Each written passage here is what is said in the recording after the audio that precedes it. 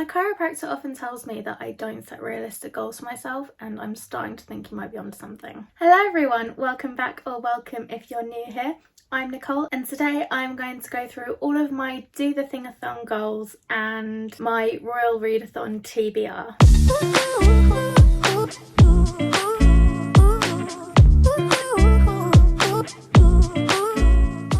So let's start off with DoTheThingAthon. DoTheThingAthon is taking place from the 24th to the 30th of May. It is hosted by Ashley from A Frolic Through Fiction. I've written down all of my goals in this lovely notebook here, which every time I use, I swear I feel like Mia Thermopolis from The Princess Diaries. Okay, first let's go through the reading goals that I want to complete during this week. First and foremost, if I have not finished my Beat the Book Trope TBR game TBR, that would obviously be something that I need to do. If you're new here, I have a TBR game called Beat the Book Trope where I have like standard prompts, but then I have to work towards other goals which are beating these book tropes. If you have no idea what I'm on about, I'll link a playlist down below. There's only 2 so far, but I'm enjoying it. But yeah, that would be the first and foremost primary goal. Just for reference, what I have left on my TBR is The Invisible Life of Addie LaRue, Rivers of London, If We Were Villains, and Fire and Heist. Those are the only 4 left on my TBR. I have read like 5 books already from that TBR, so I don't think I've done too badly. Also, like I say, I want to take part in the Royal Readathon, so that would be something I want to do as well. And the Royal Readathon TBR I will be telling you a little bit later in this video. Plus 3 books for another readathon that I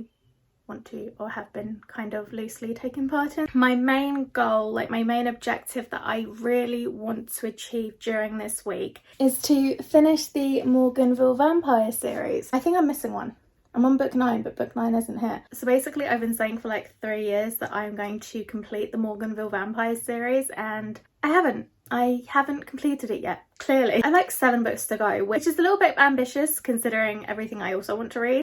But that is like the main goal objective. I want to do the thing and finally finish this series. That is like, that would be amazing, honestly. I also want to just quickly go through some like personal goals, because it's do the thing and you can do the thing with reading but also with like personal stuff. So personal goals, aka the ones that I will regret putting into the universe. I'm not even joking, that's literally what I wrote. So one thing that I would like to get on top of is my mornings, because I'm very much somebody who will get up and then just start what I need to do, basically. I don't have like a nice relaxing morning. I'm usually get up, inevitably wake up late, rush around, then go. That's my morning routine, and I like to change that up a little bit. So if I can, I would like to wake up between 8 and 9 every day. I do have a 9 to 5, but I'm quite lucky in that my 9 to 5 is got flexi time. While ideally I would love to be getting up around like 7, half 7, that just isn't realistic for me right now. So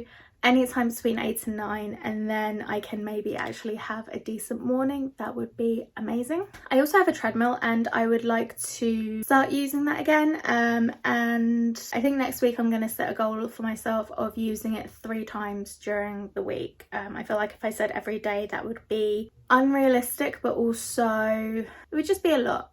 Maybe not like technically, but like mentally trying to get into the groove of thinking, yeah, I'm gonna go on it like every day. That's mentally, that's a lot. So I'm gonna say 3 times at any point throughout the week, go on the treadmill, and that's my goal for that. What I would also like to do is, if possible, fine-tune the outline for my book. Oh my god, you're a booktuber and you're writing a book that's so original. Maybe, but I've been working on this idea since I was like 18, so admittedly it has changed a lot since I was 18. Last year I decided to scrap everything and start again, and then earlier this year I got a new laptop, which is amazing, but in transferring everything over, I don't know what happened, but essentially I lost everything. I lost all of the writing that I'd done, I lost all of my research that I'd done, so that was gutting, and it's felt a bit daunting to start again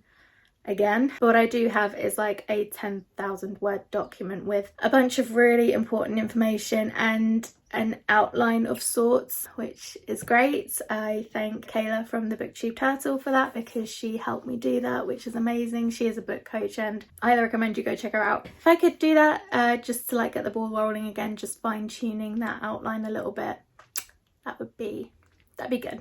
But yeah, we will see how it goes. And now obviously I want to talk about the Royal Readathon. The Royal Readathon is hosted by Becca from the Becca Fowl and Livy from Magic Book Blog. This readathon is taking place from the 23rd to the 29th of May. So the Royal Readathon is taking place pretty much over the same period as DoTheThingAthon. The Royal Readathon has prompts. The first prompt is Sleeping Beauty, a book which has been on your shelf for a lifetime, and for that one I have chosen The White Rose of Nightfall by Carla Peel. I've chosen this one. I've had this on my shelf since 2013. I remember purchasing it. I think somebody I followed on a writing website published a book, so I was like, yeah, I'll give it a go, and then I never got around to it.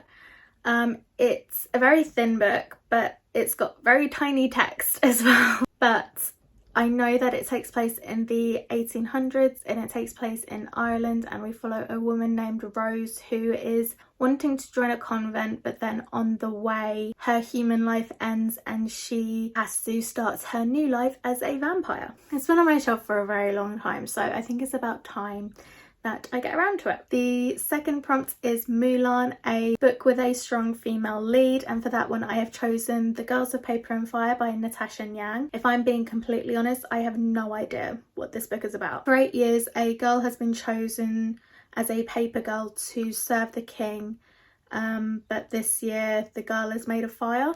It sounds like there's a forbidden romance, and it's been on my shelf for a while, so kind of want to get to it. I think I got that in a Fairy Elite subscription box. Sounds like the female lead is a strong lead, so yeah, I'm looking forward to getting to it. The third prompt is Prince Florian, read a book with a prince. For this one I am choosing Red, White and Royal Blue by Casey McQuiston. I have heard so many good things about this book. I've recently heard like a couple of people didn't enjoy it, but I'm so looking forward to getting into it because I think it's a book that I could really love. It's about the son of the President of the United States, and I'm not sure if he's the Prince of England or the Prince of Wales. Either way, I'm really excited to get to it. The fourth and final prompt for the Royal Readathon is Ursula, read a book with a witch, and for this one I do own it. It's over in my book haul pile, and I'm not disturbing that. But it is The Ravens. I'm going to put the author here because I can't quite remember who it's by, but I believe this involves a sorority of witches, and I'm very excited to get to it. I will say right here, right now, the chances of me doing everything or reading everything is very low.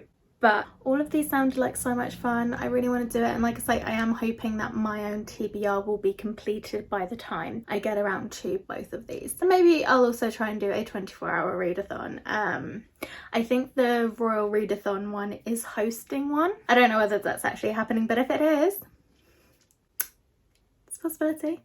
But in any case, that is all of my goals, all of my books, all of my TBRs. Please let me know if you're taking part in either of these readathons or if you've read any of these books. I will be very interested to hear your thoughts. Remember to like, comment, subscribe, all that fun stuff. Thank you so much for watching, and I will catch you in the next one. Bye!